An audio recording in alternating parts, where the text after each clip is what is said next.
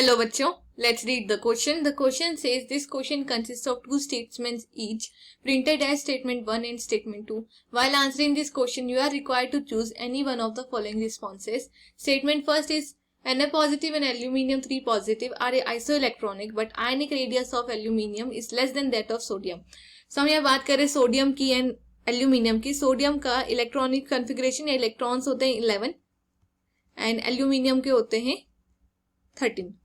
यहाँ पर सोडियम से एक इलेक्ट्रॉन निकल गए, सो ये हो जाएंगे Na पॉजिटिव में इलेक्ट्रॉन से 10 एंड एल्यूमिनियम Al+3 में भी इलेक्ट्रॉन से 10. So they are isoelectronic species.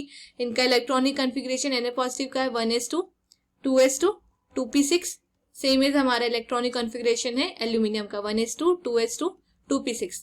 पर हम यहाँ बात करें सोडियम में नंबर ऑफ प्रोटॉन्स है न्यूक्लियस में 11 and number of protons aluminium में है 13. नाउ हियर जो 11 नंबर ऑफ प्रोटॉन्स है ये अट्रैक्ट कर रहे हैं 10 इलेक्ट्रॉन्स को या होल्ड कर रहे हैं 10 इलेक्ट्रॉन्स को, वेयर 13 इलेक्ट्रॉन्स जो है ये अट्रैक्ट कर रहे हैं या होल्ड कर रहे हैं 10 इलेक्ट्रॉन्स को. सिंस 13 प्रोटॉन्स है जो 10 इलेक्ट्रॉन्स को हेल्ड कर रहे हैं, दैट्स वाई इनका जो इफेक्टिव न्यूक्लियर चार्ज है, इफेक्टिव न्यूक्लियर चार्ज Al+3 में ज्यादा है एज कंपेयर टू सोडियम. इसमें बहुत हाई है charge on the outer shell. Magnitude of effective nuclear charge is much higher than the sodium in the aluminium. That's why यहाँ पे जो आयनिक रेडियस है, आयनिक रेडियस वो एल्यूमिनियम की कम हो जाएगी और सोडियम की बढ़ जाएगी. ओके, सो हम ऑप्शन से फर्स्ट स्टेटमेंट कह रहा है Na positive and Al3 positive are isoelectronic but ionic radius of aluminium is less than that of sodium. तो ये हमारा ट्रू है.